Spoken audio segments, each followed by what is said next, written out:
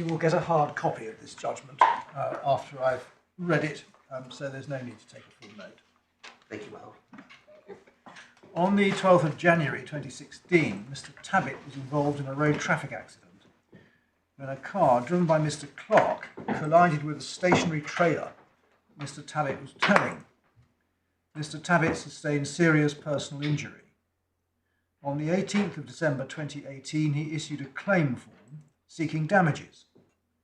On the 20th of January 2022, Mr. Clark, or rather his insurers, made a Part 36 offer, but it was not accepted until the 3rd of November 2022.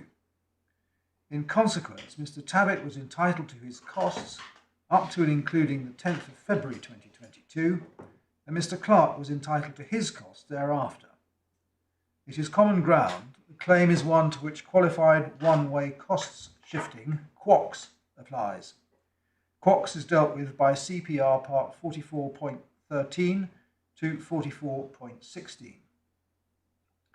The quantum of the award had been agreed by the late acceptance of the Part 36 offer. The incidence of costs had been agreed against the background of the costs provisions of Part 36. But in addition, Mr. Tabbitt sought a declaration to be included in the order giving effect to the acceptance of the Part 36 offer on the basis of the rules as they stood at the time. The form of declaration sought was, quote, pursuant to Rule 44.14 CPR, the defendant is not permitted to enforce, brackets including by way of set-off, close brackets, the costs order in paragraph 3 of this order in his favour against the claimant, unquote. On the 1st of December 2022, Her Honour Judge Walden-Smith, sitting as a judge of the High Court, heard the application. Her role was limited to deciding whether to make that declaration. CPR Part 44.14 bracket 2 bracket provides orders for costs made against a claimant may only be enforced after the proceedings have been concluded and the costs have been assessed or agreed, unquote. It was common ground that as the rules stood at the date of the judge's judgment, A, acceptance of a Part 36 offer did not result in an award of damages, and B, any costs order in favour of the defendant could not be enforced either against the amount of the Part 36 offer or against the order for costs made in Mr. Clark's favour. Since the costs had not been agreed or assessed or agreed, there was at the date of the judge's judgment no immediate prospect of enforcement of any costs order against Mr. Tabbitt. But at the time of the judge's judgment, changes to the QOCS rules were under active consideration by the Civil Procedure Rules Committee, brackets quote the CPRC, unquote, close brackets. On the 7th of October 2022, the CPRC approved an amendment to the rules which, as drafted, would permit enforcement by a defendant of a costs order against agreements to pay damages and other costs orders. The text of the draft was quoted in Harrison and University Hospitals of Derby and Burton NHS Foundation Trust, 2022 EWCA Civ 1660, 2023 4 WLR 8 at 51. Mr. Tabbitt wished to guard against the possibility of a future rule change with potential retrospective effect. Mr. Clark, or rather his insurers, were willing to take their chances. Since the claim had been disposed of by agreement, it would have been open to the parties to have achieved Mr. Tabbitt's objective by agreement, perhaps by Mr. Tabbitt making a condition of acceptance of the Part 36 offer that no costs order would be enforced against him, or by offering to accept a lower sum in exchange for that agreement. But that was not done. In the Harrison case, His Honour Judge Sefton KC, sitting at first instance, made an order in the terms that Mr. Tabbitt sought in this case. He made an order in that form because there was a dispute about what the QOCS rules actually meant. Thus, what was argued on appeal was limited to the meaning of Rule 44.14 as it then stood.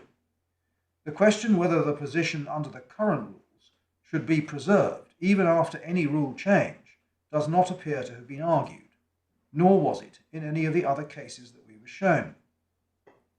In Adelakun and Ho, 2021 UKSC 43, 2021 1 WLR 5132, the Supreme Court considered the operation of QOCS. The actual decision of the court was that where a defendant has a costs order in his favour, that costs order cannot be set off against a costs order in the claimant's favour in a case to which QOCS applies. But they also approved the earlier decision of this court in Cartwright and Venduct Engineering Limited, 2018 EWCA Civ 1654, 2018 1 WLR 6137, holding that there is no set-off against the sum recovered under an agreed settlement.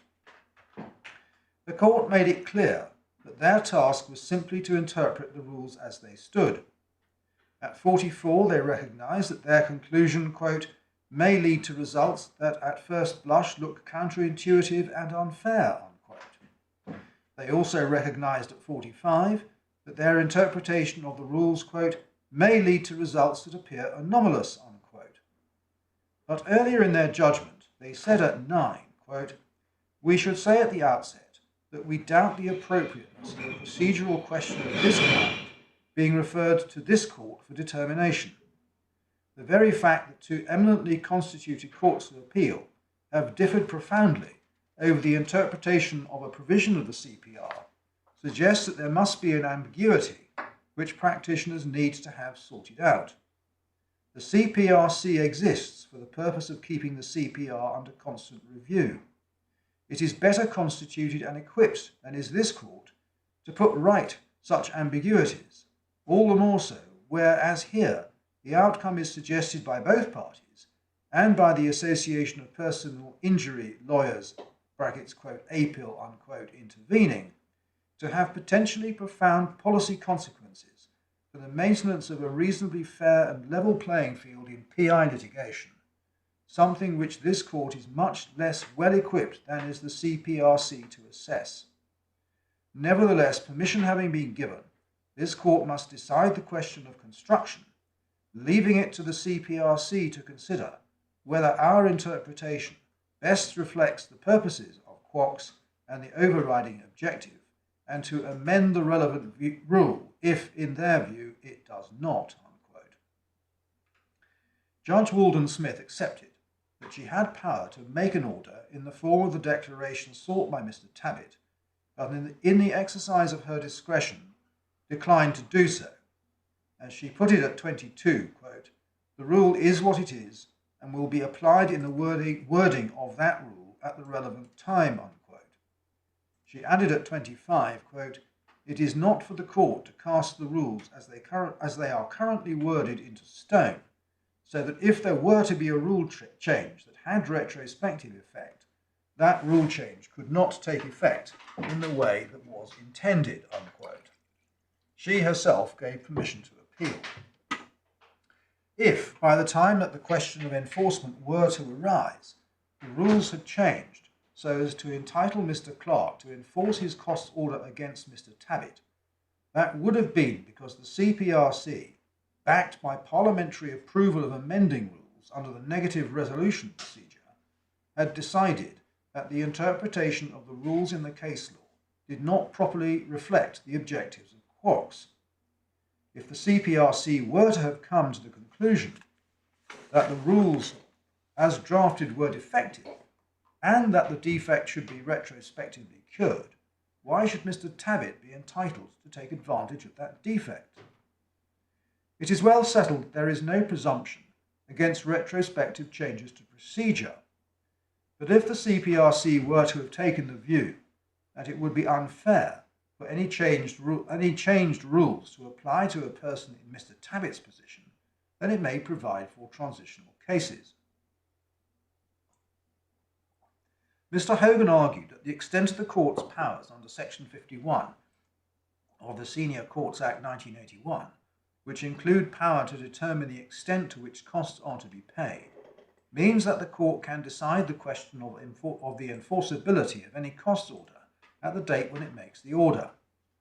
As a general rule, however, the enforcement of cost orders is a downstream activity from the making of a cost order in principle. Subsequent events might intervene, such as the bankruptcy of a party or the acquisition of property against which a charging order could be made. It is not the practice in, say, an action for damages for breach of contract or a judgment awarding damages to address the question of enforcement, except perhaps to the extent of granting a stay of execution. Mr. Hogan had two answers to this point. The first was that the QOCS rules were so tightly drawn that they compelled a judge to exercise any discretion to deal with the question of enforceability in favour of doing so, and to do so on the basis of the rules as they stood at the date of the decision. I do not agree. The QOCS rules themselves deal with the question of enforceability, and I do not consider that a judge is bound to replicate the effect of the rules by means of a declaratory judgment, at least when there is no dispute about what they mean. Although Mr. Hogan submitted that rules are given effect by orders, I consider that in fact, in general, the converse is true. Orders are given effect by the rules. The rules apply whether or not they are recorded on the face of an order.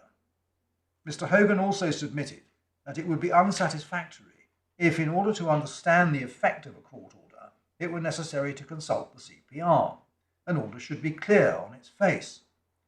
But the CPR, including the QOCS rules, are the general legal background against which orders are made, and the legal effect of an order is at least partly informed by those rules.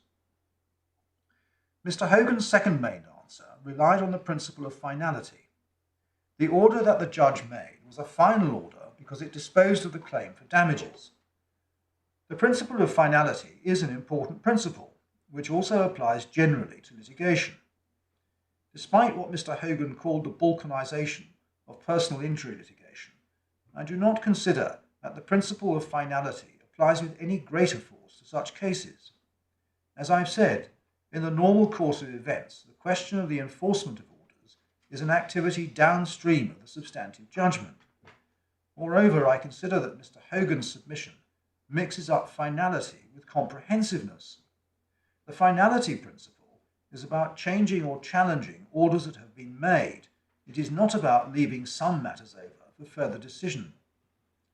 The effect of Mr. Hogan's argument is that the judge was required to make an order preserving the existing rules in aspic, regardless of what the CPRC might do. That is contrary to the approach in Adelakun, which placed the responsibility for changes firmly on the shoulders of the CPRC. As the American jurist Lon L. Fuller said in The Morality of Law, quoted with approval by Lord Reed in AXA General Insurance Limited and the Lord Advocate, 2011 UKSC 46, 2012 1AC 868 at 120, quote, "If every time a man relied on existing law in arranging his affairs, he were made secure against any change in legal rules, the whole body of law would be ossified forever," unquote. In my judgment, the judge was entitled, in the exercise of her wide discretion, to decline to make the order sought and to leave the matter to the CPRC. In fact, the CPRC have now amended the rules. The amendments are contained in the Civil Procedure Amendment Rules 2023. Rule 24 of those rules amends CPR Part 44.14 so as to permit a defendant to enforce an order for costs in their favour, including orders for costs deemed to have been made, against orders for damages or agreements to pay or settle a claim for damages, as well as against cost orders. The effect of the change is to reverse Adelakun and some earlier decisions of this court. But Rule 1(3) of the 2023 rules provides that the amendments made by Rule 24 apply only to claims where proceedings are issued on or after the 6th of April 2023. The 2023 rules did therefore provide for transitional cases. It follows that Mr. Tabbitt's claim is unaffected by the change in the rules. Mr. Marvin KC accepted that this was so, and that even if Mr. Clark is successful on this appeal, a cost order will not be enforceable. Thus, the unfortunate reality of this appeal is that what seems to be an issue is the position as between Mr. Tabbitt and his own lawyers. It is very regrettable that so much money has been spent on pursuing both the original application and this appeal, which now far exceeds the amount of costs initially in issue. In my judgment, on the rules as they stood at the date of the judge's decision, she was fully entitled to decline to make the order that she was asked to make. I would dismiss the appeal. I agree. I also agree. My lords, my lady, in the light of those judgments, I would seek an order for my costs, although acknowledging, of course, I can't enforce it. Quite. We have that being so, there's probably no point in a summary assessment, is there? No. But no, I'm sure your lordships won't send it off for detailed assessment either. That would be... No, we obviously wouldn't not. proceed on that basis. Yes, there's no need to assess. All right. I'm obliged. My lords, I will be drawing the order in the first instance. In those circumstances, may I just seek clarification on 2 points? I'll simply put in a provision that the defendant should have the cost of the appeal, but no provision for detailed assessment. Yep. I'm not going to sound like a broken drum saying anything about enforcement, but I wonder whether the court feels that it would be desirable to put something in the recital, if not in the order. Not necessary. Not necessary. It's all in the rules. Obliged. The very final point is this. Mr. Tabbitt does not know about this judgment. He needs to have it explained to him. He needs the consequences. Normally, of course, one gets a draft judgment in reserve. One can take one's client's instructions. I feel obliged in the circumstances to seek permission to appeal. I'm mindful that this bench is unanimous in its decision. Yeah. No, I think you mistake your chances from the Supreme Court, Mr. Hogan. So permission to appeal is refused, and that had better go in the draft order as well. Thank you very much. Thank you all very much.